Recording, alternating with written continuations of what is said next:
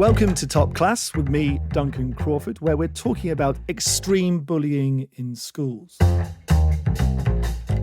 How should teachers tackle extreme bullying that goes beyond typical teasing or conflict when there is physical violence, intense psychological abuse, and repeat cyberbullying?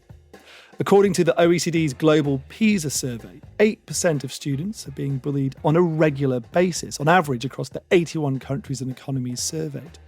But the frequency is far greater in some places, with more than 15% of students reporting being regularly bullied in countries such as Jamaica, Jordan, the Philippines, and many more. So what can be done to reduce and prevent it? To discuss all of this, I'm joined by Professor James O'Higgins Norman from Dublin City University, who is UNESCO Chair on Bullying and Cyberbullying. Thank you for joining me, James. My pleasure. Nice to meet you, Duncan. Now, James, you research and speak about bullying regularly to policymakers, to schools and to teachers, about ways of tackling it. How big an issue is extreme bullying and what does it often involve? So bullying is an issue that's quite significant in our schools around the globe. The data you referenced there from PISA, I think, will be on the lower end of the scale in terms of 8% globally. In PISA countries, I would compare that to as high as 25, 28% in some of UNESCO's own data. But my sense of it is that about 20% of children are bullied globally. Goes up and down depending on the location. So it's a very significant problem. If you count all those children, put them together, probably more children bullied on the planet than those who contracted COVID during the pandemic, So it's quite a serious problem. And what's involved in bullying is, I suppose, there's three dimensions. There's the individual behavior, there's the context in which it takes place, and then there are societal structures that underpin that context and that behavior. So if one kid in a school is being nasty to another child in the school, whatever name they're calling them or whatever reason they are using for picking on them, it's happening within the context of the school and the extent to which the school has social norms in place that allow that to happen, or look the other way or aren't aware that it's happening. And then those social norms are underpinned by values and structures in society. So, for example, we know from research that the most common reason why somebody is picked on in school is because of the way they look or their race and their ethnicity. So if that's happening at an individual level between two children in school, something in the context of that school and the societal structures has taught the child who's engaged in the bullying behavior that being a different color is bad or lesser in some way. So the behavior that we observe is underpinned by the contextual and societal values and norms and social processes. So in order to really understand bullying, we have to look deeper than just that individual behavior we're observing in a classroom or in a schoolyard or even online. So are there particular psychological or social factors which typically lead to a child becoming a bully? So if we look at it from a psychological perspective, we know that children who experience aggression in the home or who have been through trauma or who have very low self-esteem are often more likely to engage in bullying behavior. We link bullying behavior to social dominance theory, and that those who feel they don't have power or control in their lives in one place, in another place may then try to act out in a way that gives them a sense of control and power. So that's the individual psychological explanation. But then linked to that will be who is the kid they're picking on. And the kid they're picking on will be some kid who appears different in some way. Maybe they're too tall, too small, it's the color of their skin, maybe it's their social class, whatever it might be. And then society is underpinning that behavior with the values that the child who engages in bullying is receiving from society. So we know from the research that it's not just a psychological issue, it's broader than that. It's a contextual and societal as well. There are always stories in the media about bullying, sometimes with heartbreaking consequences, including every year stories of young people who go on to kill themselves, for example, after being bullied. Have you seen or dealt with cases that shock you when you've learned about what happens? Yes. So when we look at bullying behavior at the individual level, we look for a power differential. So that the child who's engaging in the bullying behavior experiences themselves to be more powerful in one way or another. It could be physical power, it could be intellectual power, it could be because their parent is on the board of governors of the school. If something gives them a sense of power. And then we look at intention to harm and we look at repeated behavior. And so most of the time, in 99% of cases, when bullying starts, it starts in a very low key, simple way. And then if it's not checked, it gets worse and worse and worse until it becomes really extreme. And it's when those really extreme cases where we find the child who is targeted and will be so desperate that sometimes they will have suicidal thoughts, and even more rarely, sometimes they may actually take their own life.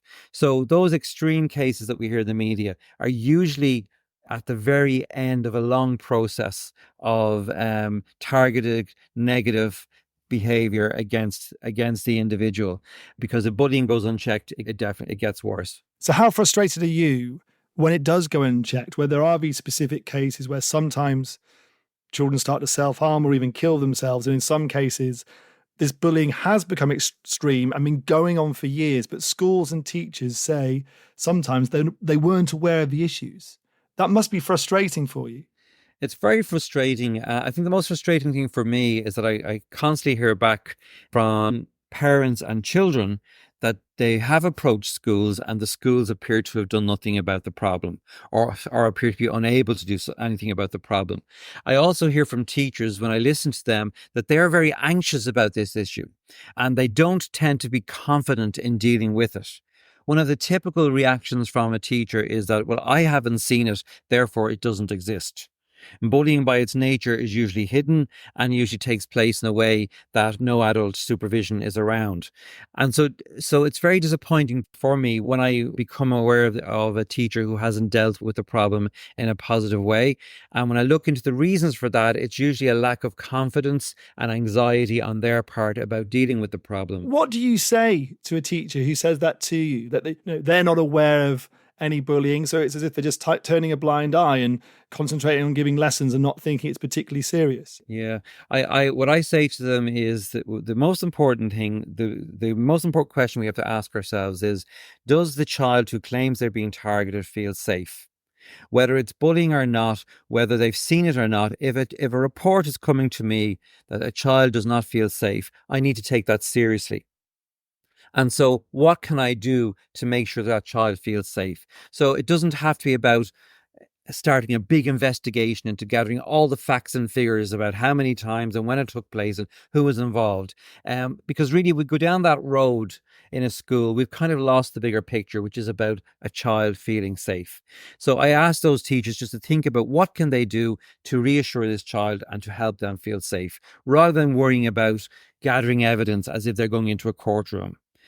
Which I think is linked to the anxiety that teachers feel around this topic. The type and frequency of bullying, according to OECD and UNESCO data as well, from spreading nasty rumours to online abuse to violent attacks, it varies greatly across countries. So how much of an issue is it all down to culture and wider society, which must be harder to change? Yeah, I think that's a good question. Not every society has a word for bullying in their language. And even where there are different words for bullying across different societies and cultures, the nuanced meaning isn't always quite the same. And so if we go to Japan, for example, the word ijime is used there, and that tends to imply a more of a physical form of bullying. And then if you come to UK and Ireland, for example, bullying is we understand it in a much more complex way now, I think, than we did in the past. So that is makes it hard to deal with it on a global level. But regardless of what we call it, people are the same everywhere. There are cultural norms, and sometimes those cultural norms are not good, and they do need to be interrogated and they need to be changed. So it wasn't that long ago in this part of the world, in the UK and Ireland, where we thought it was okay for teachers to beat students in their schools. And that's no longer acceptable, but so a social norm had to change there. And I think we have enough research globally now and enough scientific insights into the human person and how we develop and what's good for us and what's not good for us, that we should be able to interrogate what's best in our cultures and hold on to those, but also change and develop our cultures. Are there specific anti-bullying practices or measures in certain countries, cultural specific approaches, where you've seen them have a big impact and you look at other countries and they're not doing the same thing and you think they should be? So the available research seems to show that regardless of the anti-bullying program or anti-bullying initiative that's being used, in regardless of the country in which it's being used, the most successful programs are those that seem to be at best able to reduce bullying by about 20%. So if there's 100 children in a school being bullied, after the program is rolled out, that goes down to about 80. So there seems to be a kind of a maximum reduction that these anti-bullying programs around the world are able to achieve. It's quite a depressing figure, that, isn't it? That, out of 100 kids being bullied, if all the best measures are taken, 80 are still going to be bullied. But I think the reason for that is that the majority of programs that I'm aware of around the world tend to focus on the individual behavior and changing individual behavior without paying enough attention to context and societal norms. The most successful programs are those that are developed locally to suit local needs and take account of local social norms and local values and social processes. But there are a number of programs that dominate globally, and they tend to focus mostly on the individual behavior and the act of bullying, rather than looking at the whole system. So UNESCO's scientific committee undertook research in 2019 and 2020 with about 70 experts around the world, looking at what are the levers of success in tackling bullying. And there are some things that are preventative and some things you need to do when bullying occurs in terms of intervention. But the scientific committee recommends a whole education approach, which situates the school within an education system and within society, rather than a whole school approach, which we used to talk about, which just looks at the individual school and what they're able to do. So, for example, we know from research that I think only 1% of children who are bullied are only bullied online. 99% of children who are bullied are online or also bullied offline. So we know already in the world we live in today, children live blended lives, online and offline. So when bullying occurs, it's also going to be blended online and offline. So to deal with bullying just as if it's happening in school only, or just as if it's happening online only, neither of those approaches are going to be successful. We have to look at the life of the child and realize that bullying, like the rest of their life, it's fluid between online and offline. So I'm even slow these days to use the term cyberbullying, because it kind of implies a distinct activity that happens only online. With really, bullying happens online and offline. So in UNESCO's work around the definition, we don't use the term cyberbullying anymore. We talk about bullying online and offline. As you mentioned cyberbullying, let's talk about it, because it does get a lot of attention in the media. But from what you're saying, it sounds like social media, the online world, hasn't had that much of an impact, that people are getting bullied in the traditional sense as much as ever, and cyberbullying isn't having a huge amount of impact to lead to more cases. Yeah, I would say bullying rates have been pretty constant for the last 20, 30 years. The only change is that the same bullying is now making its way online, which means that when a child leaves school and goes home, the bullying can continue. So what has really changed is the scope of the bullying, but not necessarily the nature or the roles involved or who the people are who are involved, because everybody knows each other now in two worlds, offline and online, and they migrate between the two. So are there specific strategies that you recommend to try to prevent or reduce cyberbullying, for lack of a better term? So we stay with the online dimension on its own. There are things that people can do. So, I mean, if we're talking about younger children, we'll have greater security and privacy settings. We'll be recommending that the amount of freedom that they have online is incrementally increased as they get older, and when their parents or their carers judge them to have a bit more maturity to be able to cope with that space. We have to balance that against preparing children for the real world, a world in which they will be online for most of their lives. And so we need to ensure that they develop the kind of spatial and emotional awareness that comes with being online, so that when they're older, they're more resilient and can see trouble coming and avoid it, just like we would in the offline world. I think there's a need for regulation with social media companies. I think they're doing a lot of work now in social media companies to try and ensure that children are safer online. That has to be balanced against the amount of freedom that we have online, because we still have this kind of fundamental approach to the internet that it's free and available to everyone. And some of the things people would like done to protect people online would reduce some of that freedom for everyone, not just for those who are bad actors. So there's a balance there that I hear policymakers and people involved in regulation talking about all the time. How much do all of us have to pay the price online for the few people who will do bad things? But then we also need to teach new social norms. When I was a child, before the internet existed, your parents were the main people who taught you how to behave in the world. All the social norms we learned to make us into decent people. We need to start teaching those in a digital citizenship, I suppose, approach online. And we're not doing that. And actually, some of the worst behavior we see online is carried out by adults. And they're not very good witnesses or examples to children who are coming up as new users. Okay. Let's focus on the victims for a second. I mean, what do you recommend to someone who is being bullied? What should they do, whether it's being bullied online or being bullied in another way? I think the first thing they should do is remember this is not their fault, that they have a right to be safe. And the next thing they should do is go and talk to somebody who can help them. At the root of bullying is the power differential. So they feel already that they're powerless against the person or the persons who are bullying them. They need to go to somebody who will be more powerful than those people who are carrying out nasty actions, and seek help from them.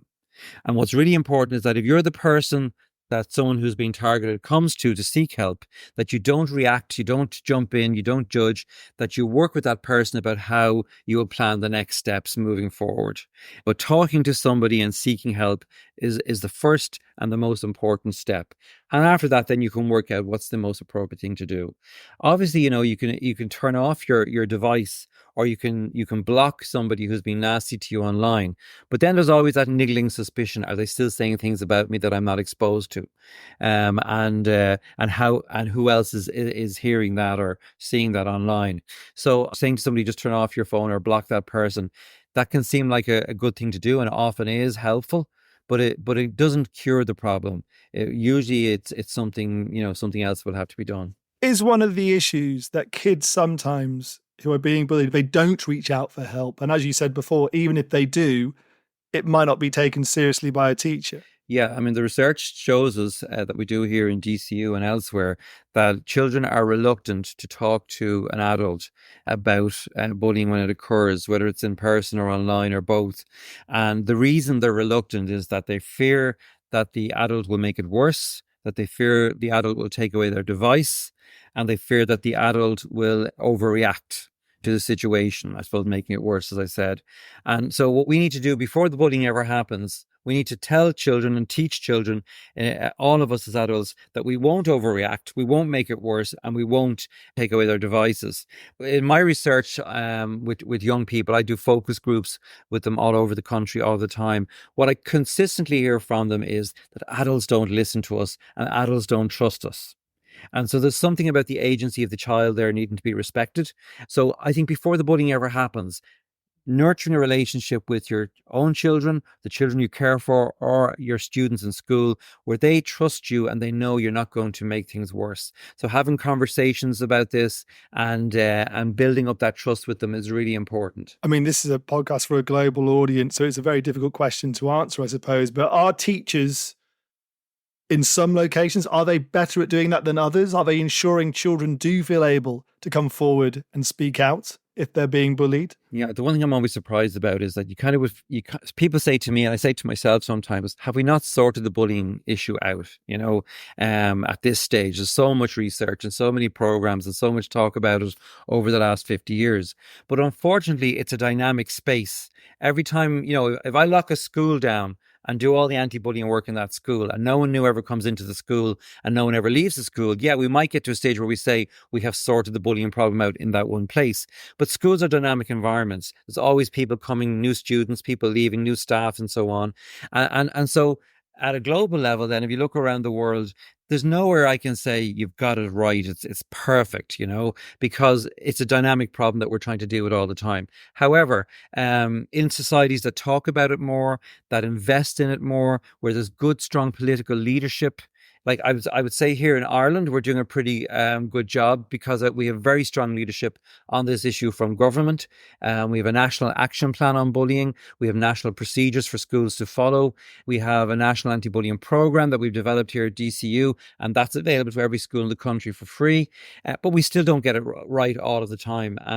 But I would say from the research we're doing here that when you have all of those things in place, I mentioned earlier UNESCO's whole education approach, there are 9 elements to that. So I would ask every school and every government and every authority in the world to look at those 9 elements and do an audit to see to what extent they are meeting those. What consequences should there be for a bully? If a school finds out someone is bullying, we sometimes hear about taking a zero tolerance approach.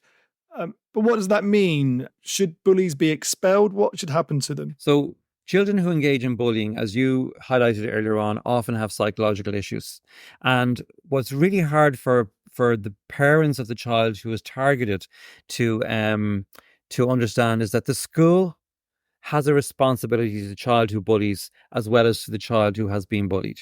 And naturally, parents who have had a child targeted will want to see some form of justice. They want to see things put right. And often that would include some kind of punishment for the child who engages in bullying. But that child also has needs, and schools and society have a responsibility to those as well. So it's a very difficult one for schools to manage. There needs to be a balance between people seeing things put right and a sense of justice, and at the same time caring for the child who is bullied. One of the hardest things for parents to accept is when a school calls them and says, your son or your daughter has been engaged in bullying behaviour. Parents almost always cannot hear that because their children, they have so much invested in their children, and their children are so close to them that they're unable to see sometimes that their child might actually behave in this way. So what needs to happen with a child who engages in bullying behavior is education, sometimes therapy, sometimes some kind of a program that allows them to understand and develop a greater empathy for the people they're hurting, and the impact of that. But the group we're also forgetting about here are the bystanders. That we have a very small group of children who engage in bullying behavior. We have a very small group of children who are bullied, and in the middle we have this big group of bystanders. And they're really a powerful group if they can be motivated and if they can be animated to take action. Let's talk about the role of bystanders. If another student sees someone being physically bullied, for example, how should they intervene? So if someone has been physically bullied, they're most likely to be male, and it's also most likely to be bullying that's been going on for a long time, because it's quite extreme when it gets to the physical side usually. But intervening might be dangerous for the bystander on the spot, but they can become an upstander by maybe distracting from what's happening. So distracting the child who's bullying, and then checking in with the child who has been bullied if they're okay, but then, going and talking to somebody about it, seeking help. It's not that they have to do something on their own or become the champion of, the anti-bullying champion in their school. Some programs in schools will recommend these kind of anti-bullying champions around the school. But there's a lot of criticism of that because it means the bystander has to put themselves in the way of the bully, and that could be dangerous for them. So it's about going and seeking help and talking to someone to get that help. But again, if we can go back further before the bullying occurs, if we can develop a culture in the school where children pull each other up and promote behaving in a positive way. So, for example, in one school I'm familiar with, one child started to jeer another child, started to call a child names in the playground one day, and the other children turned on that child and said, "That's not what we do in this school. Don't you remember we learned this? We don't do that." So the children themselves were able to stop that getting worse. But we need to develop a new social process and new social norms where being a kind person is the example that we all want to follow. Is what you're describing happening on any scale in any country to try and address the issues in this way? I don't know if it's happening on scale, but it is happening in places. I think countries like Ireland and Norway and Sweden have really prioritized this issue in recent years, but we're still struggling to get it right and to find a way of introducing programs that really do make a difference. What we have found here in Ireland is we have a program called Fuse, and it focuses on self-efficacy. So we're not interested in how many kids are bullied. We're not interested really in the type of bullying that happens. What we're interested in is self-efficacy. So am I able to recognize bullying behavior in others and in myself? Am I able to respond to that appropriately? And am I able to seek help and report it if needed? Bullying is linked to so many different things. So one of the problems is that our school systems tend to be hierarchical. So you have the teacher, and the teacher controls the classroom, and the kids pretty much have no say or no power in how things happen every day. We tell them what to wear, we tell them where to go, we tell them what time to do it for, we tell them what they're going to learn, what they're going to eat, and so on. The more hierarchical an environment is, the more likely you're going to find bullying, because people then start to juggle around with each other to find some form of social dominance. So what we do in the Fuse program is we try and flip the classroom so that we empower the children to be agents of their own safety and be more resilient. And we've had some good success with that. Over 80% of children tell us after they've completed the Fuse program, they feel more able to recognize, respond, and report bullying. Thank you so much for speaking to me today. I think it's a good time to mention the OECD has just released a report on child empowerment, so please do check that out. Anyone listening, just Google it and you'll find it, I'm sure. Thank you so much, Professor James O'Higgins-Norman, UNESCO Chair on Bullying and Cyberbullying. I wish you all the best in continuing your work with UNESCO, raising awareness about bullying and how to tackle it. And there is loads of stuff online, obviously, including relevant data from the most recent OECD PISA survey, and of course there's UNESCO itself. Please do check it out. That's it. Please do join me again for another episode of Top Class soon. All the best. Thank you. Have a good day.